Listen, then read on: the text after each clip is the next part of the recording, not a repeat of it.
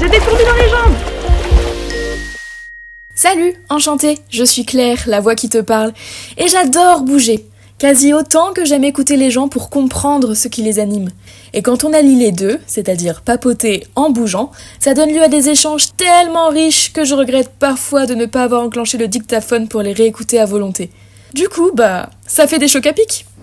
Si tu te demandes après quoi courent tous ces gens, ce que ça leur apporte de partir pédaler sous la pluie, mis à part la crève et de maigres économies d'eau, ou encore l'intérêt de se lever à 5h du matin un dimanche pour une course à Perpète-les-Oins alors qu'on le sait, la grasse mat dominicale est sacrée, tu es au bon endroit. Alors, bienvenue dans ce papotage en basket, en palme, à pédale ou en claquette, qui va durer pile poil le temps de la cuisson de ta tarte aux courgettes, d'une session de renfo ou de ton trajet jusqu'à ton cours de trompette. Petite nouveauté pour l'épisode du mois, car aujourd'hui je vous embarque dans mon sac de randonnée autour de Loudanvielle. Et pour m'accompagner, j'ai une invitée de grande voltige. Je vous donne des indices. Si je vous dis médecin impliqué, marathonienne passionnée, femme modèle, attentionnée, admirée, non, vous ne voyez toujours pas ? Mais oui, c'est la madré, de son prénom officiel, Marilène. Alors là, rendez-vous compte que vous êtes ultra chanceux. Vous allez profiter tant de ses expériences sportives que de son point de vue professionnel en addictologie, en gériatrie, en soins de suite et réadaptation, et j'en passe. Bref, prenez des notes, car si vous voulez savoir quelles sont les bases de l'alimentation du sportif, comment bien vieillir, ou si le sport permet d'atténuer les douleurs, eh bien cette conversation peut vous donner de précieuses recommandations. Ah, je sais pas vous, mais ça m'a donné des fourmis dans les jambes. Alors, c'est parti! Petite rando sympathique. Ouais. On est en post-prandial, on vient de manger. Ça y est, je sors des termes un peu techniques parce que je suis avec une personne très technique. C'est ça, très technique. Je vous présente, accueillez-la comme il se doit, la madré. Mais non. Tu vas pas faire ça. Je suis avec ma madré. Elle peut faire coucou si elle le souhaite. Coucou. Qui a bien voulu se prêter à l'exercice de l'épisode. Donc on la remercie. Parce que je pense que ça peut être très riche d'avoir son témoignage. Voilà. En délire. La foule en délire, t'as dit? On applaudit. Déjà, je commence toujours les épisodes par une question qui est quel est ton plus ancien souvenir du sport? Ça permet de voir un peu d'où tu pars avec le sport, vis-à-vis du sport. Oh, mon premier souvenir du sport, alors c'est les cours de danse classiques. Alors j'avais quoi? Je sais pas, moi j'avais dû avoir 6 ans, 7 ans. Le truc infernal, parce que c'était pas du plaisir, c'était... tu te fais mal quoi en danse classique. Voilà, c'est pas, pour moi c'est pas du sport, c'est de la torture. Ah, c'est le seul truc. C'est toi qui avais voulu faire la danse classique? Non, c'était plus ou moins imposé. Les petites filles à l'époque, elles faisaient de la danse quoi. Les pointes, etc. quoi. Après, parallèlement, on peut dire c'était le sport à l'école. Et j'avais horreur de ça quoi. Ah ouais. Courir, j'avais horreur de ça. T'aimais pas courir? Ah non, mais non. Ça a changé ça. Ah non, c'était le pire truc. Les sports collectifs, j'avais horreur de ça aussi. Non, franchement, le sport, c'était pas mon truc. Mais alors, à partir de quel moment t'as commencé à aimer le sport? Parce que alors après, tu fais beaucoup quoi. Non, parce qu'après, j'ai fait le choix de la gymnastique. Donc là, j'aimais bien le sport, évidemment. La gymnastique artistique, là, les agrès, le sol, les barres, la poutre, cheval d'arçon. Et je faisais aussi du basket à ce moment-là. Et progressivement, donc je continuais la gym, et comme je grandissais, je faisais moins de compètes. Et j'ai commencé à entraîner, en fait, les petites. Et voilà, donc le sport faisait un peu plus partie de mon organisation de la semaine, on va dire. Le week-end, il y avait les matchs de basket, il y avait les petits entraînés. Je crois que de mémoire, ça devait être le mercredi soir et le vendredi soir, je sais plus. Donc c'était autour de ça. Après, j'ai rapidement lâché le basket. Je me suis remise à la danse, mais la danse moderne. Et puis j'allais nager un peu de temps en temps. Enfin voilà, mais ça c'était ponctuel. Mais toujours pas de course. Oui, mais tu bougeais quoi. Ouais, c'est ça. Sans mettre la pression du coup. Il n'y avait pas du tout de compétition. Même en gym, il n'y en avait plus là à l'époque. C'était plus toi pour ton propre plaisir et peut-être un peu social pour rejoindre des amis Pas forcément. Alors rôle social, ouais. Pour sortir un peu des études, je crois aussi. Du lycée à cette époque? Ça, c'était le lycée, ouais, à l'époque. Mais je me mettais la pression au lycée. C'était les études. À l'époque, c'était bac C, donc maths, physique là. Et un peu scientifique. Ouais, scientifique. Et je voulais toujours avoir des bonnes notes. Évidemment. C'est ça. Je me reconnais. Ouais, donc le sport c'était la soupape. Ouais, c'était ton moment pour sortir un peu de la tête de tout ça, quoi. Ouais. Et puis après, donc là on est au collège, lycée. Après, donc il y a eu la fac. Et alors là, non, première année de médecine, t'as la place pour rien, quoi. T'as juste la place pour bûcher. Enfin, voilà, t'as même pas la place de manger, donc t'as absolument pas la place pour le sport. C'est revenu un petit peu après. Et là, j'ai commencé à chausser les baskets. Ouais. Parce que c'était les lendemains de garde ou une fois par semaine pour me défouler, j'allais courir. Plus facile peut-être que d'avoir des cours réguliers où tu t'es pas sûr de tenir l'engagement sur l'année, quoi. Oui. Après, si à un moment j'avais essayé l'abonnement à une salle à Bordeaux, où là j'allais quand je voulais, quoi. Et je faisais plus les cours collectifs. Parce qu'au moins, tu réfléchissais pas, tu te laissais prendre dans le truc. Et voilà, t'es sûr que tu as vu ta session. Enfin, et puis à Bordeaux, tu te déplaces en vélo, donc il y avait aussi tout ça, quoi. Tu bouges déjà au quotidien, en fait. Ouais. T'as pas besoin de beaucoup. Enfin, t'es très très actif à Bordeaux, si t'es dans la vie bordelaise en tout cas. Puis de toute façon, je m'étais fait désosser ma voiture, donc j'avais pas le choix. Donc ouais, j'avais que le vélo. Et donc t'as quand même eu une année de coupure de sport pendant la plus que ça. Alors une année complète. Mais après, je m'y suis pas remise tout de suite. Puis après, c'était pas c'était vraiment ponctuel, quoi. C'était plus une activité physique de temps en temps. Enfin, moi, j'appelle pas ça. Je m'investissais pas forcément. J'avais pas d'objectif. C'était le footing, c'était le. Toi, mais tu bougeais. C'est une activité physique, c'est ça. Tu bouges. Tu restes actif. Est-ce qu'en parallèle, tes frères et sœurs bougeaient avec toi aussi, ou c'était vraiment toi ton choix? Alors, pour aller vite, tonton, non, lui le sport, jamais. Okay. Ma sœur aînée, le basket, elle a fait beaucoup de. On avait fait de la danse ensemble quand on était petite. Après, le basket, et elle en a fait plus longtemps que moi. Elle faisait pas de gym, mais c'est vrai qu'à un moment, si j'ai fait du basket, c'est peut-être aussi pour la suivre à un moment, mais j'ai pas accroché. Comme mes sœurs, elles m'avaient suivi en faisant du piano un moment. Hein. C'est ça. Mais non, franchement, à la maison, c'est pas une famille de sportifs. Après, si t'as ta Christelle, après, elle est toujours restée active. Je te dis, elle a fait du basket plus longtemps que moi. Et puis après, elle a continué à faire des choses. Enfin, il y a quand même une activité physique, on va dire. Ça, c'est sûr. Ouais. Mais c'est vrai qu'elle n'a pas pris le penchant actuellement de la compétition. Parce que là, remettons dans le contexte. Oui. Maintenant, tu fais de sacrées courses. T'es passé sur du fond. Mais pas depuis très longtemps, en fait. Depuis pas très longtemps, mais justement, t'as une progression qui est énorme. Alors, je refaisais le point il n'y a pas si longtemps. J'ai commencé à y reprendre goût. Ça a été un peu un déclic, en fait, parce que de temps en temps, je faisais aller les 10 km du canal, donc c'est une fois par an. Donc c'était mon seul truc, et je l'ai fait 2 fois, 3 fois peut-être. Puis, un jour, je me suis lancé le défi de faire... j'ai chaussé mes baskets juste là, en entraînement, et j'ai fait la distance d'un 21. Je dis tiens. Mais ça, c'était pendant le confinement, non? Ou après, c'était après, je crois. C'était après, ouais. Oui, parce qu'en tout et pour tout, ça fait jamais que 3 ans, je crois, que je me suis remis plus sérieusement à la course. Je m'y suis mise un peu avant toi. Oui, parce que j'avais fait le Bargeau des Coteaux, donc c'était avec... Le Bargeau Trail, ouais. Le Bargeau Trail, là, ouais. Mais avec moi, parce que... Avec toi, j'avais fait la petite distance, moi. Et puis après, j'avais fait le Semi de Périgueux. Et après, carrément, le marathon. Ah oui, t'avais enchaîné Semi de Périgueux. J'avais fait le marathon de... Quand est-ce que je l'ai fait, le marathon de La Rochelle? Cette année-là, je crois. Oui, non, ou l'année d'après. Ouais. Enfin, ça a été...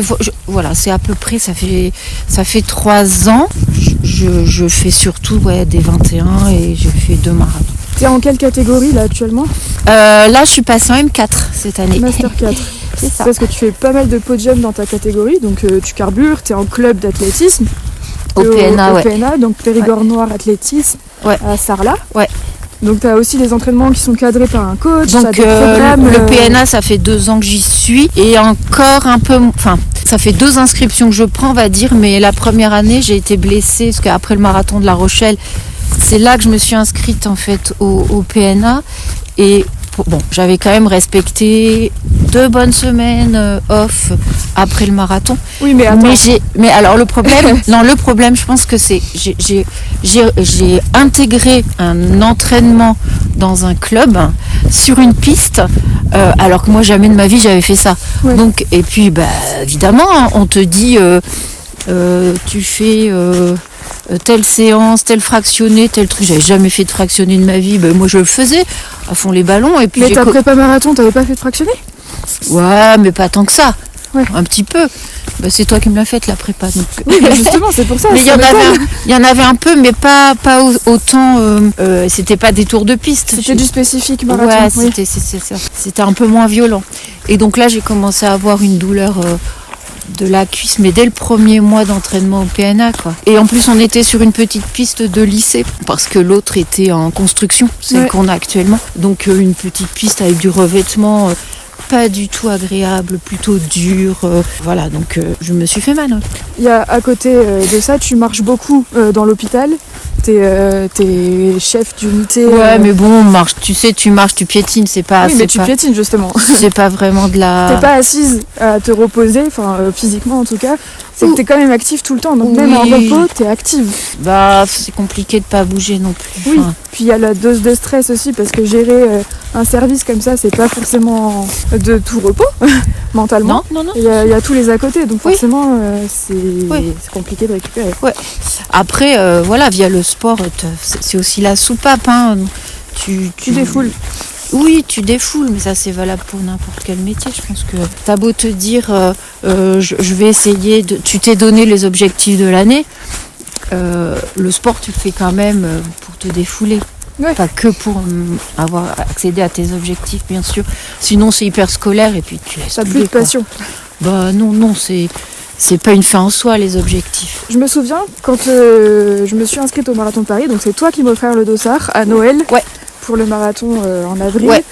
Et tu m'avais dit, mais t'es folle, c'est énorme, moi j'y arriverai jamais, j'imagine même pas. C'est ça. Et novembre de la même année, tu fais le marathon. Qu'est-ce qui s'est passé dans ta tête? Challenge. Tu te dis, bon ok, allez, on va voir ce que ça fait. T'as vu que le semi c'était accessible? Ça passe ou ça passe pas. Ouais. Voilà, c'est ça. Et puis au final, c'est passé, mais j'étais mal à la fin. Je pouvais même plus marcher quand même. Hein. Le premier marathon. Le deuxième, je l'ai fini mieux. C'est un mieux. sacré truc le marathon quand même. Hein. Ouais, enfin le deuxième, je l'ai fini avec le sourire, quoi, en marchant correctement. Oui, ton corps il commence à être habitué à l'effort. Le premier, j'avais plus des jambes, j'ai des bâtons. Bah oui, parce que là t'as 2 marathons à ton actif. C'est ça. Pas mal. Et t'en prévois un autre 2025. La Rennes en octobre. Rennes. Donc ça fera 3 marathons en 3 ans. Ouais. Pas mal. Plus, entre-temps quand même, un petit semi avec du dénivelé. Ce qui n'est pas... Plusieurs même. Et un petit peu de trail de temps en temps, mais c'est pas trop ton dada.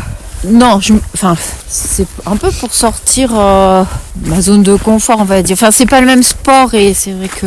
Alors, en général, je le fais intégrer à mes prépas. Donc ton prépa semi ou marathon, à un moment, tu as sortie longue de ce week-end, c'est soit 15 à allure, je sais pas, soit compète. Ouais. En général, j'essaie de caler un petit trail. Bah surtout que dans le Périgord, il y a de quoi faire un trail. Oui, il y en a toutes les semaines quasi, donc tu sors de la maison, t'as une colline face à toi, donc t'as pas d'autre choix que de la monter et de la descendre. C'est ça. Donc c'est sûr que pour ça c'est pas mal. Mais est-ce que tu fais d'autres types d'entraînement que le course à pied? J'y étais inscrite déjà avant le PNA. Je suis à la salle, une salle de sport en Sarlat. Et là, je faisais plus, les cours collectifs, la salle de muscu. Là, tout ça, c'était, tu débauches, tu vas dans la salle. Un entretien facile, on va dire, c'est accessible. En plus, c'est collectif. Tu te fais des amis. Enfin, c'est sympa. Voilà. Oui, tu t'entretiens, quoi. Oui. Et puis, tu as un cadre. T'es coaché, donc tu réfléchis pas. Tu poses le cerveau, ouais. Tu réfléchis pas, voilà. Tu fais ce qu'on te dit.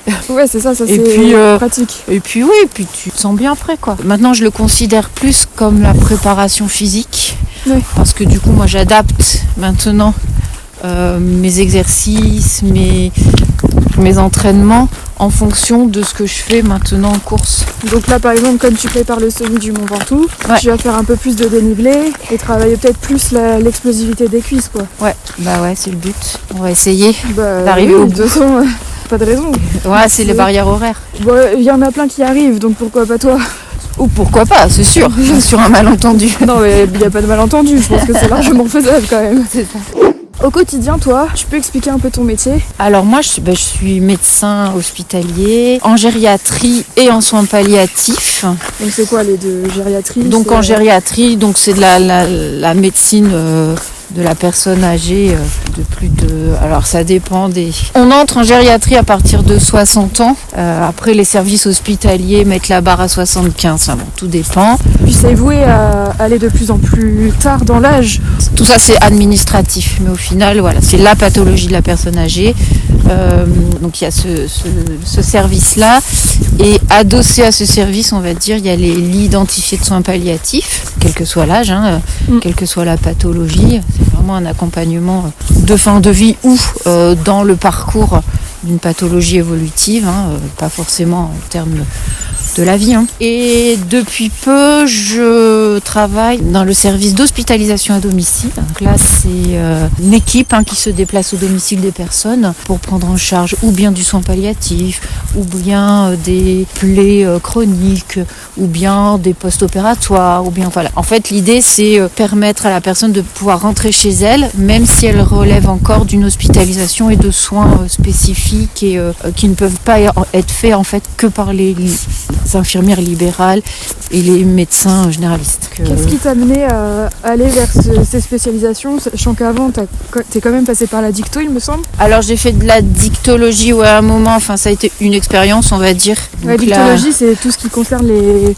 substances addictives en gros. Consommation problématique ou excessive d'alcool, de tabac, de drogues diverses et variées, de médicaments, tout ce qui a trait à la consommation et à la dépendance, ou pas d'ailleurs, parce qu'il y a des gens qui se posent des questions sur leur consommation et avant d'aller plus loin ou avant d'avoir des pathologies liées à cette consommation, ils consultent. Donc ça a été, une expérience, mais j'ai tourné la page dès que j'ai pu.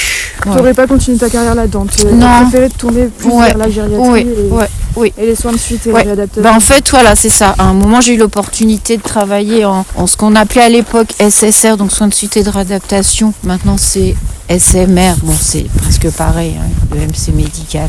Et donc il se trouve que il y a une population qui est plutôt âgée dans ce genre de service. Donc je me suis formée en gériatrie. Et après, en faisant le lien, il y a aussi beaucoup d'accompagnement de fin de vie. Donc les soins palliatifs sont arrivés derrière et la formation de soins palliatifs.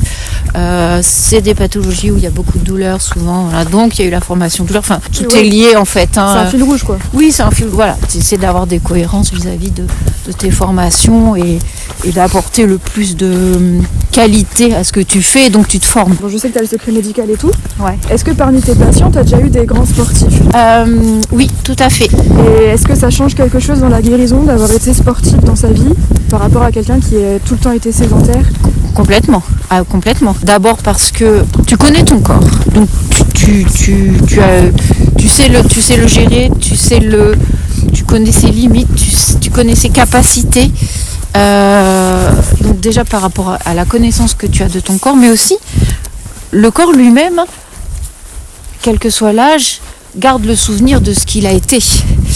C'est-à-dire que au niveau musculaire, quelqu'un qui a fait par exemple un AVC et qui était avant grand sportif, donc un accident vasculaire cérébral avec un déficit moteur quelconque, quelqu'un qui a été grand sportif ou sportif même actif, on va dire plutôt ça, va récupérer beaucoup plus vite, puisque musculairement il a ce qu'il faut. Au niveau neurologique, les connexions elles se font. Il y a quand même une réactivité et une tonicité, une récupération qui est quand même meilleure, bien sûr. Les tissus aussi cicatrisent plus vite. Et au niveau de la gestion de la douleur, peut-être? Alors au niveau de la gestion de la douleur, ouais, le seuil peut être différent. Pas forcément parce que ça c'est tellement aussi dépendant de chaque personne et c'est personnel, que tu sois sportif ou pas. Peut-être que tu arrives un peu, mais encore pas forcément. Tu arrives peut-être mieux à gérer par rapport à la notion de l'effort que tu as pu avoir avant. Mais là, il faudrait vraiment avoir affaire à des grands sportifs peut-être. Là, je peux pas te dire. Mais tu vois, je prends mon cas.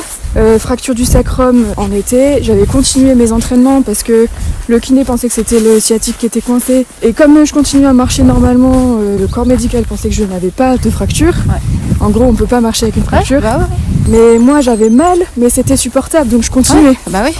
Alors qu'en vrai, une fois que le diagnostic est tombé, après l'IRM, il y a mon corps qui a relâché tout et j'ai une douleur. Donc je sais pas, il y a peut-être des marqueurs dans le cerveau qui font que ça bloque le message douleur. Et à un moment, une fois que tu as l'info devant tes yeux, parce que peut-être il y a du déni aussi, ben, ça relâche tout. On parle aussi des circuits au niveau des neurotransmetteurs. Avec, là aussi, ça dépend vraiment de beaucoup de choses.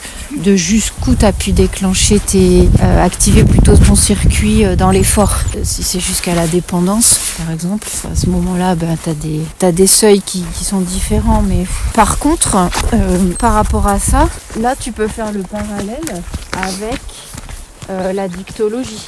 Parce que là, pour le coup, la dépendance au sport, la dépendance aux produits, toute dépendance, ça active le même circuit au niveau cérébral. Ça, on a l'expérience de beaucoup de sportifs, de grands sportifs qui à un moment se sont tournés vers la consommation d'autres de produits, de cocaïne, d'héroïne, d'alcool.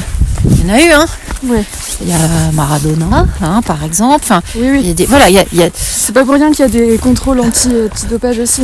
Alors ça, c'est dans un autre objectif. Mais là, ce que je veux dire, c'est que, et nous, quand on arrête le sport, on a une sensation de manque. Quand on est blessé et qu'il faut ne plus rien faire, je sais bien. Oui. Et même sans être blessé, les périodes d'affûtage, on n'est pas bien. Ah non, c'est vrai. Ça fait bizarre de réduire. Voilà.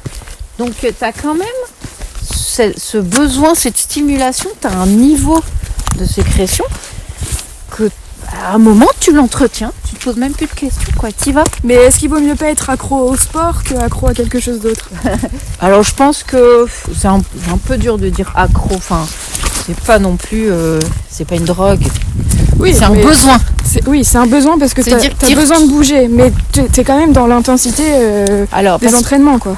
T'as un truc qui est vachement encadré. Oui, mais être accro, être dépendant, en tout cas dans la réglementation médicale, ça fait pas intervenir que la notion de besoin d'y retourner.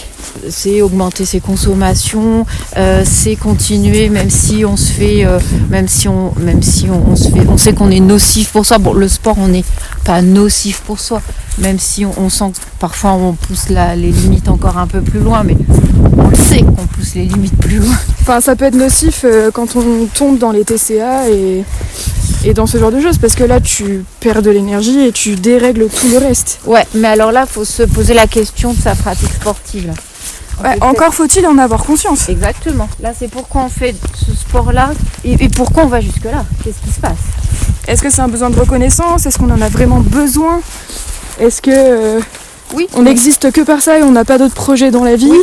Mais dans ce cas-là, il y a le facteur psychologique, voire psychiatrique qui intervient. C'est plus que la notion physique de se faire du bien. Parce que le sport, au départ, c'est ça quand même, c'est de se faire du bien.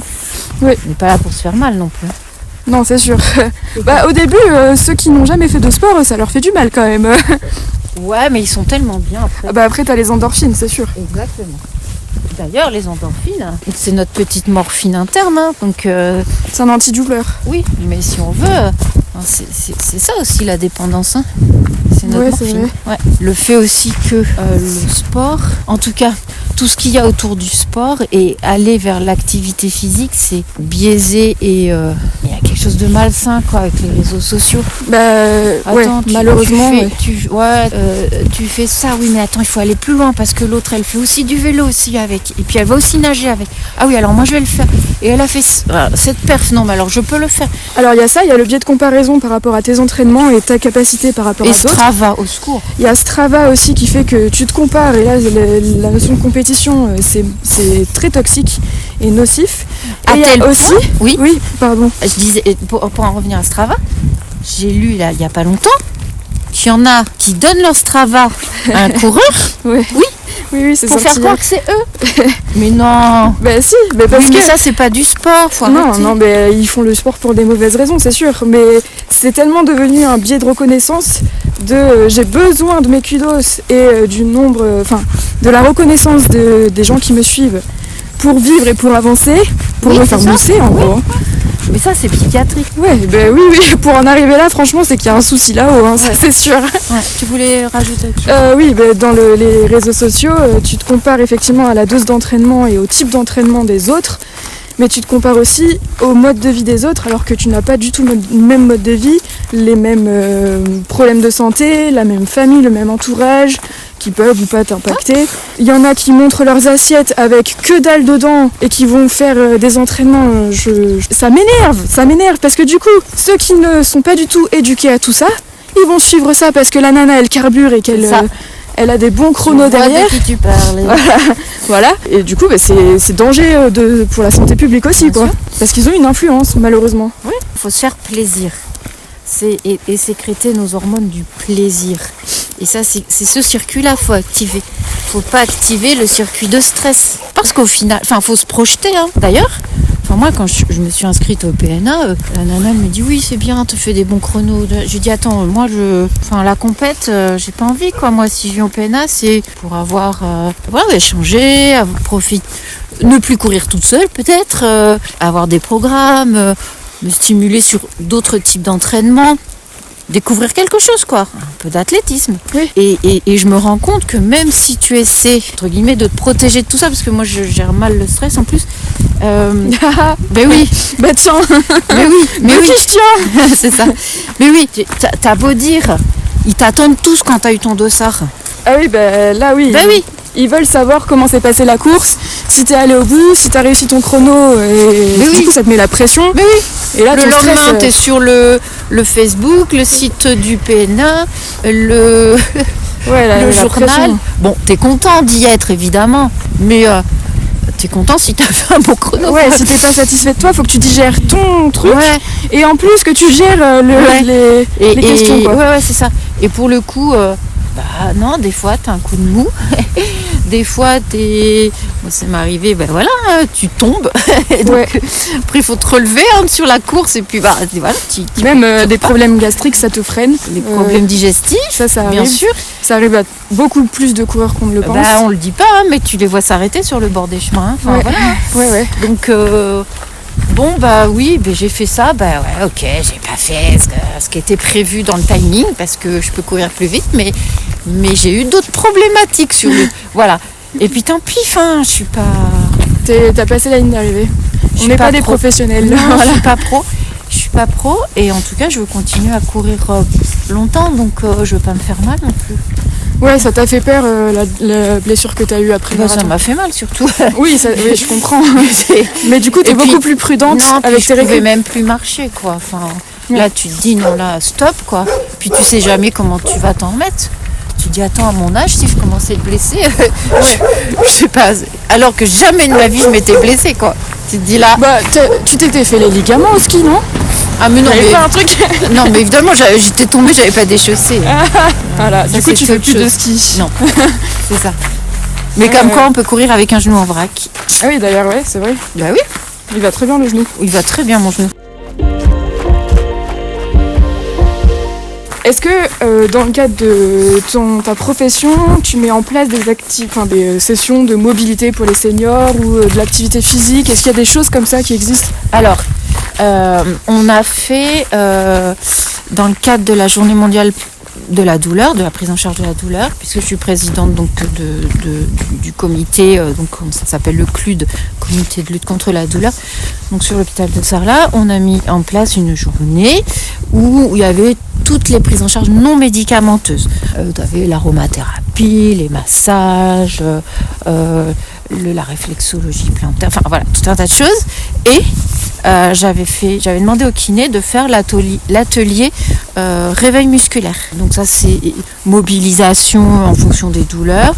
Ça a beaucoup plu. Et là, en lien avec les consultations spécifiques douleurs qui sont dispensées sur l'hôpital par un médecin algologue de l'hôpital de Périgueux qui vient en fait sur Sarlat. Algologue, c'est quoi ? C'est médecin de la douleur. Ok. On est en train d'organiser, au-delà de ces consultations purement médicales, de pouvoir orienter les patients en fonction de leur profil vers une des prises en charge non médicamenteuses, donc sophrologie, encore une fois, réflexo-plantaire, etc. Et mobilité. Donc à ce moment-là, la kiné interviendrait, c'est l'idée, en fonction des prescriptions, des orientations du médecin algologue, pour tel ou tel patient. Parce que bouger, évidemment, ça réduit la douleur. Et t'es moins dépendant aussi, donc mieux dans ta tête, je pense. Oui. Il y a une question d'autonomie, hein. Oui. Derrière, de bien vieillir. Même en termes mécaniques, les articulations, le muscle.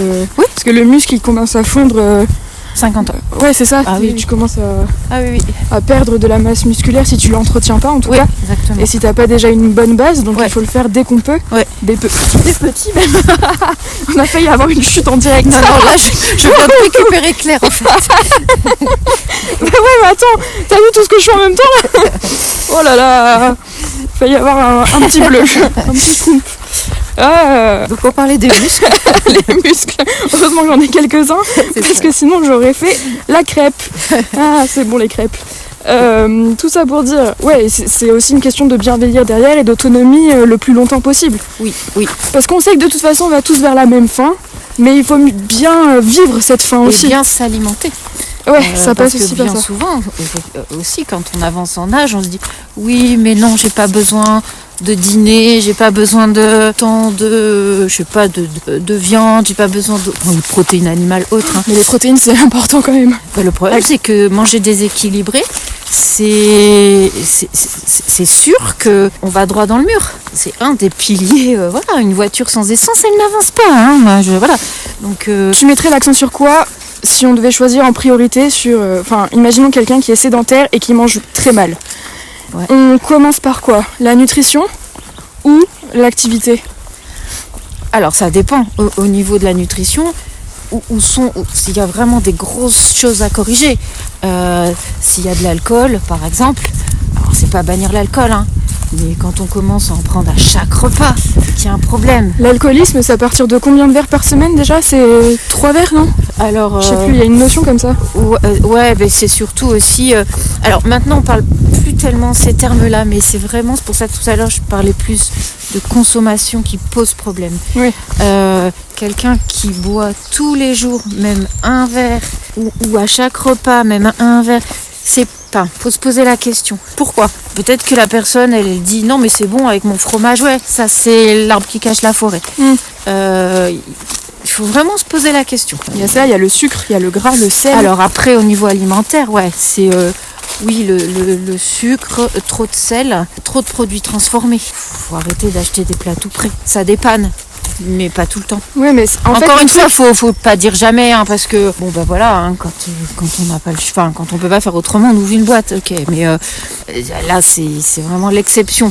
Faut voir globalement comment est-ce qu'on s'alimente. Mais tu vois, c'est culpabilisant des fois parce qu'on a toutes ces injonctions-là. Il faut faire attention à ça, à manger équilibré, à notre dose de fruits et légumes, à manger pas transformé. Ouais. Moi, quand je sors de la piscine, après mon entraînement du matin, je vais à la boulangerie, je me prends un sandwich qui est déjà fait. Ouais. Mais parce que j'ai pas le temps en fait. Je peux pas cuisiner H24. Ouais. Enfin, tu vois, et du coup, c'est presque culpabilisant de voir sur les réseaux sociaux tout le temps. Attention, pas trop de fromage, que un produit laitier par jour, que machin.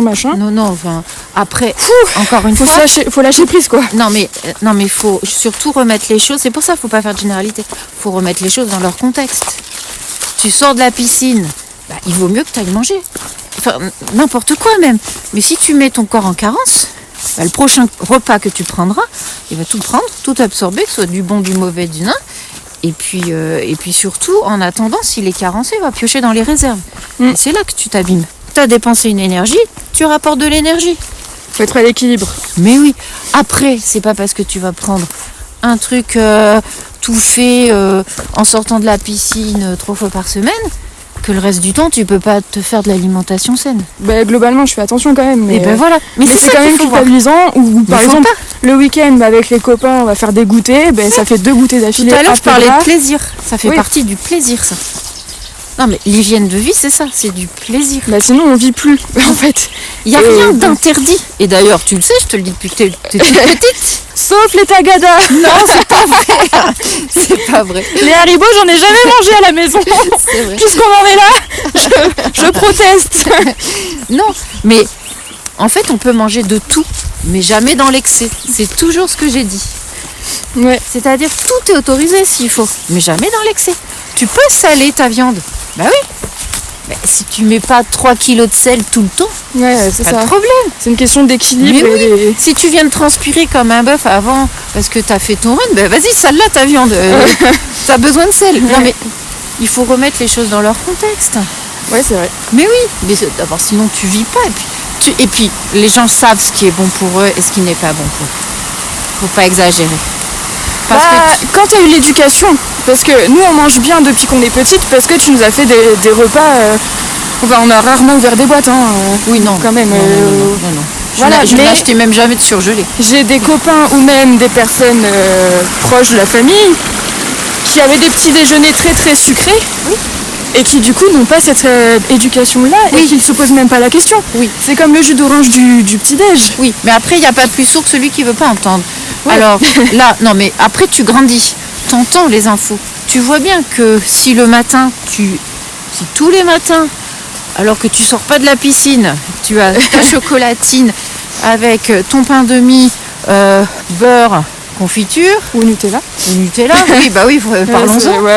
Voilà. Beurre Nutella, il faut le faire quand même. Ah si, j'en connais plein moi. Ah ouais. Ah oui. Oh là là, c'est et c'est pas du Nutella maison en plus. Ah ouais. Voilà, donc ceux-là, je veux dire, ils le savent. C'est la politique de l'autruche. Tu veux pas entendre, tu veux pas savoir. Parce que c'est du confort aussi, ça veut dire changer ses habitudes. Et l'être humain, il aime pas changer ses habitudes. Et le sucre est addictif. Eh oui, aussi. je sais. Et oui, ça fait partie du plaisir. D'ailleurs, les bébés, pour les calmer, ou pour quand tu leur fais un vaccin ou quoi, quand ils sont petits, tu leur donnes du sucre, ça les calme, ça les met quasi en anesthésie. Ah, je savais pas ça. Mais si, les tout bébés, c'est une cuillère de sucre. Mais c'est pas là qu'ils commencent leur dépendance justement? Non, mais là, tu te fais pas vacciner tous les 4 matins. Enfin, quand t'es bébé, t'as une batterie de... Non, mais ce truc-là du sucre, ça marche vraiment chez les nouveau-nés. Ok, je savais pas. Hier, on se faisait la réflexion parce qu'on a croisé une mamie qui est très très active, qui est très souriante, très sociale, qui a de la conversation. Et on comparait avec une personne de notre entourage qui a sûrement le même âge et qui est devenue sédentaire. Est-ce que tu penses que l'activité et donc la sociabilité avec d'autres personnes, de faire des ateliers, des clubs où tu bouges, ça peut aider à être plutôt dans le cas de la mamie active plutôt que la mamie... Tu l'as dit tout à l'heure, celui qui se met au sport ou qui se met à bouger, il a mal. Donc qu'est-ce qu'il fait? On n'est pas maso, il arrête. Voilà. Donc si tu as toujours été en mouvement, mais en mouvement physique, mais aussi en mouvement vers les autres, mais aussi si tu as toujours eu cet élan, cette habitude d'aller vers, tu te fais même plus mal, enfin je veux dire, ça devient normal. Et donc tu trouves un équilibre de vie et tu t'enrichis de tout ça. Mais si tu restes dans ton coin, à pas bouger, parce que justement c'est confortable, parce que tu te fais pas mal, personne ne vient t'emmerder, t'as pas argumenté tel ou tel truc, c'est vachement confortable, mais par contre tu t'appauvris, même intellectuellement, tu te ratatines, ton cerveau c'est un pruneau séché, les connexions se font plus, et puis c'est là que tu subviens qu'à tes besoins de base, et ton univers, c'est les 4 murs de ta maison, ta petite soupe que tu vas te faire, si tu peux encore te la faire, ton chien à sortir, puis c'est tout quoi. Ça fait pas rêver. Mais ton cerveau, il a aussi besoin de ça, de bouger, de s'oxygéner. Bah, on le voit après une journée de travail où t'es assis, enfermé dans les quatre coins de ta pièce, devant ton ordi, t'as envie d'être dehors, quoi. Même à la pause du midi, oui. Allez, c'est bon, faut respirer. Bien sûr. Si ton corps va bien, ton esprit va bien, et inversement. C'est évident que vivre, en fait, c'est aussi bouger. Et du coup, la vieillesse, elle se prépare dès l'enfance. En Alors, résumé, c'est ça. Elle se prépare toute sa vie, en fait. Toute sa vie. Je suis désolée, mais même les fumeurs, c'est bien d'arrêter de fumer, mais ils ont déjà cramé. Le mal est fait, oui. Bah, pas complètement, mais déjà des cellules en moins ou des. Bah, mais il vaut mieux arrêter de fumer plutôt que de continuer à se. Évidemment. Quand même. Oui, j'ai eu Il y a des évidences. Quand ça mal, t'arrêtes d'appuyer sur avec le marteau. Oui. Il faut se protéger le plus possible de tout. On a déjà tellement de nuisances. Hein. Rien que la pollution. Hein. Ouais, tu fais un œuf au plat, t'es pas sûr que ta poêle, elle soit pas, tu vois. Ah oui. Non mais arrête, je vais culpabiliser de faire des œufs. Je vais me poser la question avant de faire mes œufs au plat. C'est ça. Je vais faire des œufs mollets. C'est pas grave. Non mais pour dire, on est envahi de tout ça, mais il faut pas flipper pour autant. Hein. De toute façon, il faut vivre. Moi, j'ai besoin de manger, donc que ce soit un œuf au plat ou pas. Non, mais pour dire, si on peut, de se protéger de tout ça, à se protéger des toxiques, alors alcool, le stress. Ça, c'est le mal du siècle, le stress. C'est difficile de s'en défaire. Oui, c'est ça. Mais voilà, après, il faut doser, il faut faire comme on peut. Est-ce que quelqu'un qui a eu une éducation où ils n'ont pas fait attention à l'alimentation, qui était sédentaire parce que dans sa famille c'était pas quelque chose de d'inné d'aller faire du sport, ou tu sais quand tu vas au ski, au final tu fais une journée de ski puis après il pleut, tu restes enfermé, donc tu vas même pas avoir l'idée de randonnée ou ce genre de choses. Est-ce que tu peux quand même rattraper un peu les pots cassés en grandissant, ou même, je sais pas, tu te rends compte de tout ça à 30 ans? Est-ce que ça peut quand même agir sur ta vieillesse? Mais évidemment, c'est toujours bénéfique de corriger le tir.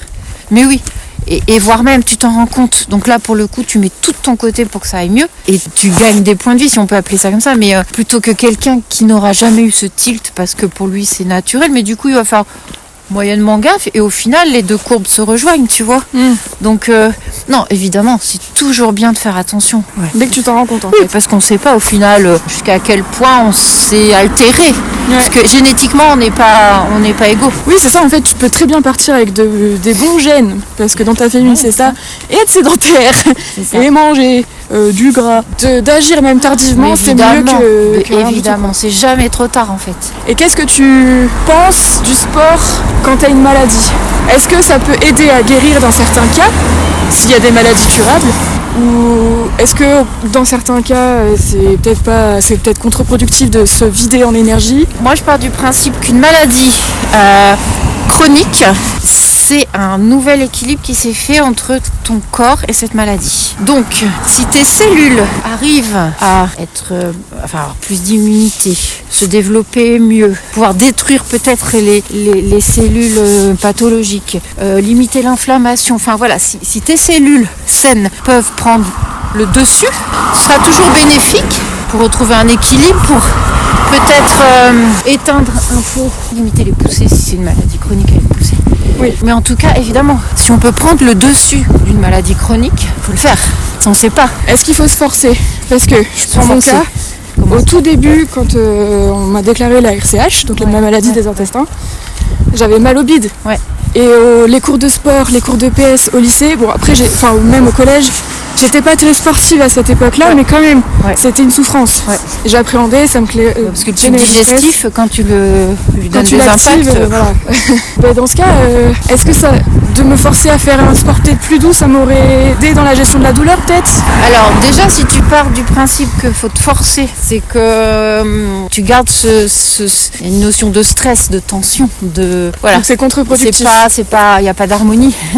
Trouver ce qui nous convient, ce qui nous met pas plus mal par rapport à la maladie, et après au fur et à mesure, l'idée c'est d'aller mieux. Donc il faut trouver ce qui nous va le mieux. Il n'y a pas de prescription. C'est vrai que ça peut être violent d'être en poussée de RCH et de devoir faire un cross à moins 3 degrés, 8h du matin au collège. Les 3 fois 500 en plein hiver. Voilà, c'est ça.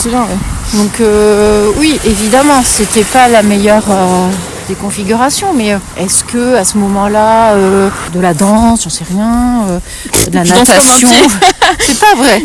Oh, Non, aussi. de la natation. Enfin, voilà, il y a forcément d'autres sports. La marche, la rando, tu vois. Il y a peut-être autre chose. Après, moi, qui était aller bon. loin de la maison, c'était compliqué pour avoir accès aux toilettes, hein, juste ça. Bah oui. Mais oui, effectivement, il y a d'autres sports plus doux, mais sauf que quand t'es dans le cadre scolaire, t'es obligé de faire les sessions, enfin les cours de PS, quoi. Ouais, après, tout ce qu'on a dit avant, je suis pas sûre que ce soit. Ça cadre bien avec le contexte scolaire, parce que par définition, tout ce qui est scolaire, c'est obligatoire, c'est subi, et t'y prends pas de plaisir, quoi. Enfin, tout c'est sous contrainte, voilà. C'est un cadre, c'est un contexte de vie où t'as pas envie, et bon, donc là, c'est pas du plaisir. Mais peut-être que c'est ça qui dégoûte certains de faire du sport, parce qu'ils ont connu que ça, et qu'ils ont pas fait de sport à côté, et du coup, t'as pas envie, quoi. Ouais, peut-être. C'est trop dommage. Ouais. Après, ceux qui ont déjà leur sport de prédilection avant d'entrer au collège ou au lycée continu, ils aiment déjà le sport. Mais oui pour certains, je suis pas sûre que ce soit la meilleure école pour choisir son sport et se mettre à une activité physique. Faudrait trouver un autre format, parce que c'est quand même important de faire du sport en étant enfant. Parfois, dans certaines familles, il n'y a pas de sport du tout, donc c'est quand même bien qu'ils puissent bouger dans le cadre scolaire, mais sauf que le format scolaire n'est pas pertinent. Oui, c'est ça. Puis ça peut coûter cher de faire du sport pour certaines familles. Puis il faut y aller, il faut être dispo, emmener à droite, à gauche. Ouais. Voilà, c'est pas donné à tout le monde. Donc, Ouais, c'est sûr. Dans le cadre alimentaire, j'ai beaucoup de personnes autour de moi qui sont sportifs, mais je vois beaucoup d'erreurs alimentaires. Tu t'entraînes à jeun, tu te sous-alimentes, ou alors tu vas manger que des fruits et légumes parce que t'es en période de sèche. Des mecs qui ont pas de libido et qui sont très très actifs à côté et qui vont privilégier l'entraînement tous les jours plutôt que la récup, le sport et bien manger. Peut-être manger du saucisson le soir avant de dormir et puis basta, quoi. C'est des habitudes que tu prends, donc c'est difficile à désancrer. Comment tu prendrais le problème pour que ça se défasse petit à petit, qu'il y ait peut-être un déclic ? Moi, j'ai consulté il n'y a pas très longtemps une diététicienne, mais c'était plus par rapport à mes troubles digestifs sur course. Et donc on a refait le point de tout. Donc globalement, moi j'ai une alimentation plutôt équilibrée, avec le nombre de repas qu'il faut, etc. Ce qui manquait, ce qu'on a mis en place, c'est les collations, même les jours sans entraînement. Donc pour dire que ce qu'il faut faire, c'est avoir une routine alimentaire. Parce qu'il y a ce que tu vas dépenser les jours de tes entraînements.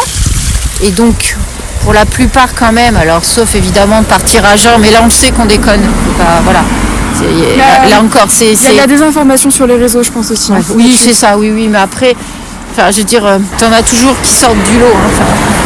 Bon, globalement, t'as les jours où tu t'entraînes et là tu sais quand même qu'il faut que, globalement tu le sais, même si tu le fais pas, qu'il faut que tu apportes plus d'énergie à ton organisme, ce qui est évident. Oui, ça c'est évident. Mais tu as les lendemains où là, tu vas pas forcément t'entraîner ou faire autre chose, faire un autre sport. Il y en a qui s'entraînent tous les jours, donc a fortiori, le problème est réglé. Mais ceux qui s'entraînent pas tous les jours, ton corps il est en réparation de ce que tu as fait la veille. Donc il a encore besoin de la même quantité d'énergie. Donc ça veut dire, et elle appelle ça comme ça, la diète, c'est une routine alimentaire. Donc ton petit déjeuner, quelle que soit la journée, c'est le même. Enfin, c'est le même. Il y a le même apport énergétique. Tu peux varier, mais... C'est pas juste une pomme les jours où tu t'entraînes pas, c'est la même chose. Voilà, tu as le même panel d'ingrédients, on va dire, à apporter. Donc ça va être fruits, alors ou bien crus pour l'apport vitamine C, ou bien cuit si ton système digestif va pas le supporter parce que tu sais que tu vas avoir un fractionné et que donc ce jour-là tu cuis ton fruit ou tu mets de la compote à la place. Oui. Mais voilà, c'est pas grave, mais tu as un apport glucidique plutôt lent, enfin avec un index glycémique bas. Donc ça peut être du pain de seigle, du pain de complet, du pain de quelque chose, ou si tu les digères de l'avoine ou d'autres céréales que tu cuis ou que tu mets de l'eau chaude dessus, sinon ça gêne l'absorption du fer. Oui, et puis là, les sportifs avec voilà, impact, exactement. le fer, Après, donc, attention. un laitage, alors soit un laitage végétal, pareil, c'est ton système digestif, ou alors pour varier, ou un laitage autre, voilà. Mais ça peut très bien être du fromage, le matin tu peux aussi, pourquoi pas. Faut pas diaboliser certains aliments. Mais non. Le fromage, surtout pour les sportifs, mais allez-y les gars, et c'est protéiné, c'est des bons gras, et du calcium. Exactement. Elle fait mettre aussi une cuillère de miel ou tout autre apport de fructose. C'est pas le même glucose, donc Mais attends, mais fructose, t'en as déjà dans le fruit. Alors tout dépend si tu l'as cuit ou pas. Du coup. Ah oui, du coup tu peux le perdre, ok. Mais tu peux rajouter le miel, c'est très bon. Tu mets du sirop de diacon toi aussi. Plus. Ah oui, ça dépend. Mais je varie. C'est Du beurre de cacahuète. Oui, ça rentre en compte. oui, tu peux aussi. Tu varies. Pour que ton petit déj n'ait pas toujours le même goût. Tu peux rajouter aussi un œuf dans ton truc. Carrément. Ça te fait un petit. Ou tu te fais des pancakes. Ça te fait un boule cake. Oui, c'est ça. Avec des flocons d'avoine, ça se fait, tu vois. Donc pour dire, et tu peux même rajouter un petit peu de chocolat noir en morceaux. Oh waouh. Quand tu chauffes ça, c'est super. Non mais ça, un petit café, c'est parti. Et s'hydrater. Enfin, le café, c'est pas l'hydratation. Non, en plus s'hydrater. Oui. Donc tu peux te lever, boire un verre, par exemple. Mais il faut s'hydrater dès le matin quand même. Donc t'as ça. Et après, alors elle, si on peut, alors ça peut être compliqué en fonction du travail de se faire une petite collation le matin. Des fois on peut, des fois on peut pas. Mais si on peut pas, eh ben on met dans le tiroir du bureau des amandes. Ça on peut les becqueter même devant son ordinateur. Et puis on peut se prendre une petite tranche de pain de seigle ou quelque chose, sur les coups de 10h, 11h du matin. Avec du curry. Ouais, avec du curry, ouais, c'est bien. Bah oui, Ouais, bien sûr. Je parle d'expérience. Le repas du midi, féculents, légumes, protéines. Ne pas lésiner sur les féculents. Les 3. Il faut les 3 à chaque repas. Et en bonne quantité, c'est pas une mini portion de féculents. Et quand on approche des défis sportifs, on garde les 3 en augmentant sa portion de féculents. Et après, on commence à lâcher les légumes à l'approche les 3 jours avant le truc pour pas se mettre trop mal. Ouais. Ou alors, il faut qu'ils soient bien cuits, sans pépins, sans. Ou alors, on choisit les bons, quoi. On va pas choisir. Qu'on digère bien, quoi. Ouais, exactement. Et donc, avec ça, soit un fromage, soit un yaourt ou quelque chose. Le fruit, ce sera plutôt dans l'après-midi. C'est pareil, dans la routine alimentaire, c'est ça. L'après-midi, on se prend une collation. Surtout si on va aller faire son entraînement en débauchant. Ouais, donc il faut au moins avoir 1 heure avant l'entraînement, pour prendre sa collation. Mais ça peut être à nouveau un laitage, des fruits secs, 10 à 15 grammes de fruits secs. Ah oui, le matin aussi dans le petit-déj, il faut aussi des fruits secs. Ouais. Pour les bons lipides. Ouais. Mais pourquoi le fruit à distance du repas du midi ? C'est pour pas en avoir trop dans la journée parce que c'est quand même un apport de sucre. Ah oui, pas trop de fruits ? Oui. Mais légumes à volonté ? Oui. Moi je mange, 3 pommes par jour quasi. Oui, c'est bon. Le matin, 1 dans la journée, 1 le soir. Ouais, c'est à peu près ça, ouais. Voilà, c'est bon. Ok. T'as tout bon. Mais moi, des fois, je prends une banane à midi en plus, si j'ai envie. Donc c'est globalement, faut pas que ce soit de trop, quoi. Ouais, c'est ça. Après, tout dépend de la taille de la pomme. 3 fruits et légumes au bout de la deuxième pastèque, j'arrête, moi. Je suis calée. 3 raisins. C'est ça. Oui, donc l'après-midi, ta petite collation avec ton petit mélange. Et le soir, pareil, légumes, féculents, protéines. Avec toujours une source d'huile d'olive ou des trucs comme ça, non ? sur chacun, après avoir chauffé, parce que les huiles végétales, elles doivent être crues et pas cuites. L'huile d'olive, très bien. L'huile de noisette, très bien. L'huile de lin, très bien. Elle n'est pas très bonne, mais c'est très bon pour la santé. L'huile de noix. L'huile de noix. Voilà, ça, on peut. 1 cuillère à soupe sur ton assiette le midi et le soir. Et le soir, en plus, ton fruit. Et tu peux prendre du chocolat noir. Je l'attendais parce que sinon, il n'y a pas beaucoup de chocolat dans ta journée. Là. Si. Non, moi, j'ai besoin de le chocolat. Matin, tu peux en prendre avec ton café à midi et au dîner. Et entre 2 litres par jour d'eau, bien sûr. Oui, sur les jours normaux. Pour les sportifs. Sur les journées normales, oui. Parce que quand tu fais du sport, il faut que tu boives aussi plus, quoi. Oui, mais c'est le minimum. Même pour les non-sportifs, 2 litres, c'est le minimum, non ?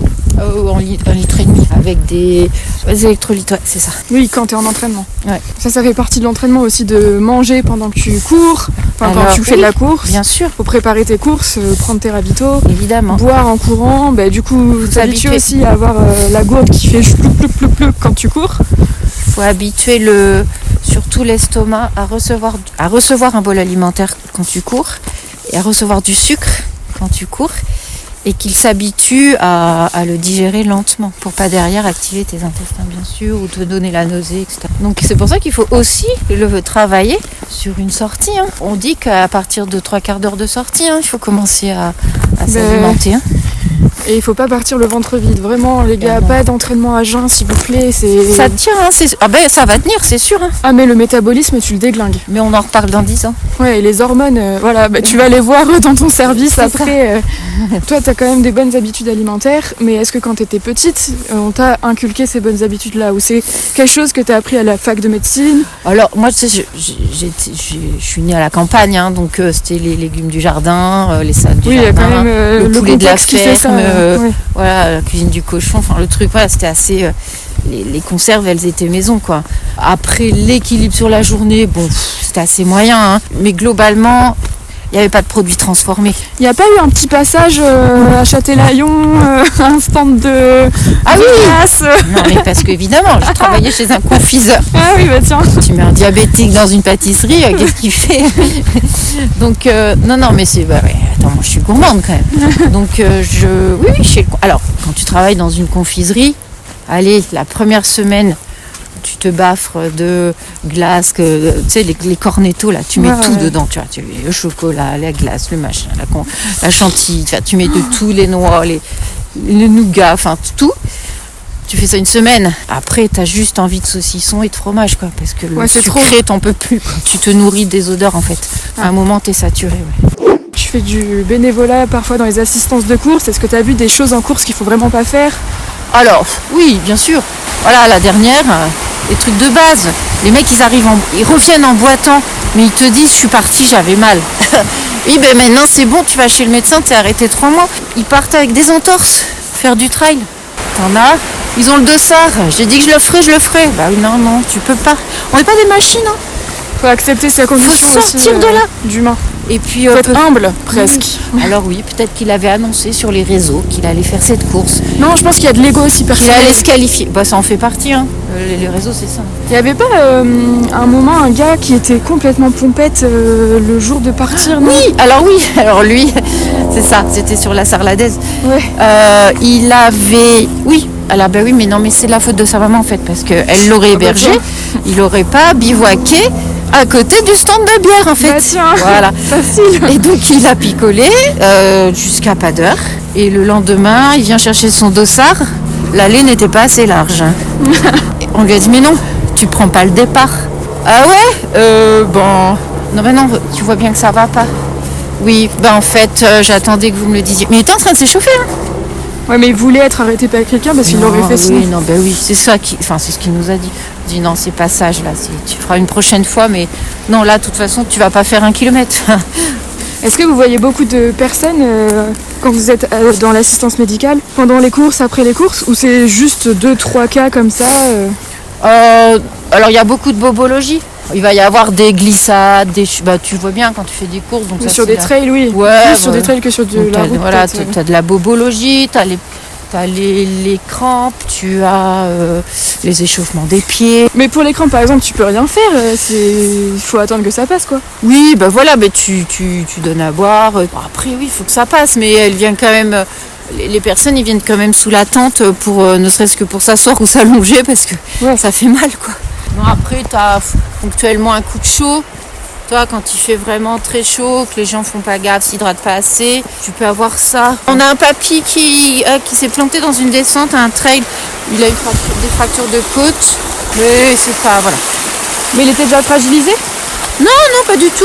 Ouais, il s'est retrouvé aux urgences et puis on a fait des radios, quoi. Mais il a fallu le monter en chaise portante parce qu'évidemment, il était auprès de l'eau. Voilà. Mais c'est pas grave. Le truc dont on parle pas assez, alors ça, je change complètement d'univers, c'est les mamans sportives en fait. C'est compliqué d'être maman et de faire du sport. Alors là encore, hein, on en a sur les réseaux. Mais bon, elles ont toute l'organisation derrière. Dans la vraie vie, c'est pas ça et c'est très compliqué pour une maman d'être sportive. Déjà, t'es fatiguée quand t'as un enfant en bas âge. T'as quand même un rythme à trouver. Même quand t'as des enfants pas en bas âge, t'as une charge mentale. t'as plein de choses à organiser, t'as pas le temps. Quand vous étiez petite, c'était un footing par semaine quand tout le monde dormait le dimanche matin, quoi. Et Avant aussi- que tout le monde se réveille. Et la Zumba, Il y avait un truc de danse le mercredi soir tard, mais voilà. c'est que c'est très tard. Oui, quand mais les encore enfants une sont fois, couchés. il faut que tout soit prêt, tout soit... Non, et puis il te reste 5 minutes, tu vas faire quelque chose, mais si tu as l'énergie. Oui, après, il y a 2 parents, en général aussi. Oui, Donc oui. voilà, ça se partage. Ben, ouais, pas tout le temps. Mais bon, enfin, ça reste fatigant pour une maman quand même d'aller faire du sport. Regarde ta sœur, Compliqué, ouais. le papa est là, et voilà, mais sauf que le petit fait passer nuit complet encore. Puis même, il y a très demandant. Il y a toute une organisation qu'elle gère aussi. Elle a essayé, elle s'épuise à faire du sport. Bah attends, après ça fait qu'1 an. Enfin, le rythme il va se trouver petit à petit. Le petit il grandit à une vitesse folle. Ouais, mais bon, ça reste compliqué. Bon, après c'est Ouais. pas infaisable, mais pour dire qu'il y a qu'à un moment, les mamans, elles ont mis entre parenthèses leur vie. C'est entre guillemets un sacrifice. Bon, après c'est pas un sacrifice tant qu'on le fait pour ses enfants, mais on sacrifie le sport. C'est ça que je veux dire. Oui, Pour le autre chose. sport ou des passions. Voilà. Autre chose. Oui, c'est sûr. Mais t'es au courant de ça quand tu te lances dans l'aventure enfant. Sinon, c'est que il y a un Oui. petit souci. T'as beau être au courant, tu te dis non mais Je vais je vais quand même y faire arriver. ça, Ouais. je ferai comme ça. Et quand t'es dedans, non, au final. Ça te manquait le sport quand on était enfant? Oh bah oui, je pense que ça. Mais après, on faisait du coup des activités ensemble, on faisait pas mal de balades, on faisait Les des randos. randos. Après, on s'est mis au vélo quand vous étiez un peu plus. Enfin, on a toujours fait quand même des choses. Et n'empêche, on le dit pas assez, mais merci de nous avoir emmenés en rando. Moi, je vous haïssais parce que je n'avais aucun cardio. Et les côtes, elles étaient 3 fois plus grandes que moi. J'étais toute petite. J'en avais marre. Hein. Heureusement qu'il y avait des petites tomates à l'arrivée parce que sinon... Et le tour de manège. le tour de manège chez Jojo, ouais. Mais du coup, si on n'avait pas eu ça quand on était petite, on n'aurait jamais eu le goût de l'effort non plus. Oui. On n'aurait pas eu le goût de la nature, je pense aussi. Oui. On aurait été très casanière, voilà. On n'avait pas été développé sur tout ça et moi j'aurais peut-être jamais fait de trail à un moment. Donc il y a de ça aussi, c'est que même quand t'es parent, même si tes enfants ils en ont marre, ils râlent beaucoup et tout ça, faut quand même y aller quoi. Tu portes le petit dernier sur le dos, machin. Enfin, Ouais. t'avances toujours. Oui, c'est ça, il faut bouger. Puis après ils dorment bien le soir. Ou pas. Je sais pas, mais en tout cas ils mangent bien. Oui, c'est ce que j'allais dire. Voilà. Il faut manger vite, sinon c'est le drame. Allez, dernière question. Quel serait ton conseil à quelqu'un qui n'ose pas se mettre au sport ou qui aimerait s'y mettre, mais qui franchement se dit ouais c'est pas pour moi, se transpirer, j'ai pas envie. Alors, de savoir déjà ce qu'il entend derrière sport. Ça fait peur de dire sport. Moi, je dis plutôt activité physique. Donc, ça peut être simplement marcher. Mettez-vous de marcher une demi-heure chaque jour. C'est les recommandations en plus, non? Tu leur fais dire ce que tu veux, les recommandations. Ça n'a pas de sens. Quelqu'un qui déjà a un boulot actif, qui marche une demi-heure par jour, il a déjà activé son cardio toute la journée, donc non. Mais de se dire, je fais une demi-heure de marche par jour. Il faut changer les circuits, sinon on s'ennuie. Mais ça peut être l'occasion de promener le chien, D'écouter un podcast, d'écouter un podcast. des fourmis dans les jambes pour ne rien citer. Exactement, et plusieurs fois. Donc ça peut être ça, et puis forcément il y a un bien-être qui se dégage de là. Parce qu'on a pris, parce qu'on s'est mis en mouvement. Faut pas avoir plus d'objectifs, je pense, à un moment. Et puis après on se dit, je vais prendre cette boucle-là, donc ça fait 40 minutes, et progressivement 45. Et après on se dit, si je le faisais à vélo, les choses elles viennent. Ou si je trottinais.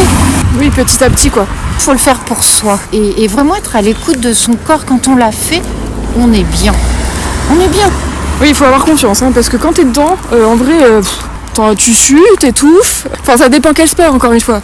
Là, je parle de la course à pied parce que je peux parler que de ça, c'est mon expérience. Oui. Mais au début, courir, flemme quoi.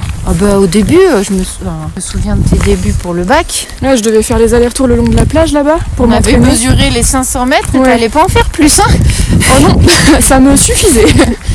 3 fois 500 et c'est tout. Voilà. Et après, il fallait remonter la côte pour aller à la maison. Mais là, c'était encore, comme je disais tout à l'heure, dans le cadre de l'obligation. Ah, et moi, je Là, détestais ça. C'est pour ça. L'important, c'est de le faire pour soi. C'est le plaisir pour soi.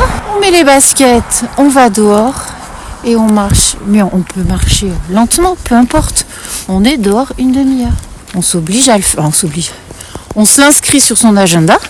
Ouais. Ça fait partie du programme de la journée. Ouais. Après, ça peut être des trucs fonctionnels, aller chercher du pain à pied. Oui. Aller au travail à vélo ou à trottinette. C'est ça. Donc, il y a toujours moyen de se mettre en mouvement. Toujours. Et quitte à peut-être commencer aussi avec quelqu'un. Alors, tout dépend. Il y en a qui préfèrent être tout seul parce que justement, tu arrives du boulot, tu as envie de vider ta tête, Ouais, d'écouter de mettre ton casque et de... Des fois, c'est la soupape. Hein. Mais il vaut mieux cette soupape-là que je suis fatiguée, je me cute dans le canapé avec des chips. avec mon verre. Bah, Devant, n'oubliez pas les paroles. C'est triste d'en arriver là quand même. Après, tu peux le faire de temps en temps. Bah, s'il tombe des trombes d'eau, oui, t'as pas le choix. Oui, même Tu peux te mettre toutes les barrières que tu veux. Hein. Après, si t'as besoin de quelqu'un pour te dire allez, pour te donner l'impulsion, à ce moment-là, t'en parles. J'aimerais bien, mais j'ai pas envie. Ouais. Bah, on y va, allez. Mais tu vois, autour de moi, il y en a des gens qui sont sédentaires et qui aimeraient mettre les baskets. Je leur dis, mais viens, je le fais avec toi. Oui, mais Claire, tu vas trop vite, moi je vais jamais suivre ton rythme. Alors non, je m'adapte, il n'y a pas de souci. Mais sauf que tu as aussi ça dans la tête, c'est que je vais pas aller demander à cette personne qui fait déjà du sport, je vais jamais la suivre, ça va me dégoûter. Oui, c'est ça. Mais en fait, nous, ça nous fait plaisir aussi de vous mettre au sport, donc allons-y. Hein. Ouais, c'est ça. Faut pas hésiter en fait. Bah oui. Merci pour cet échange.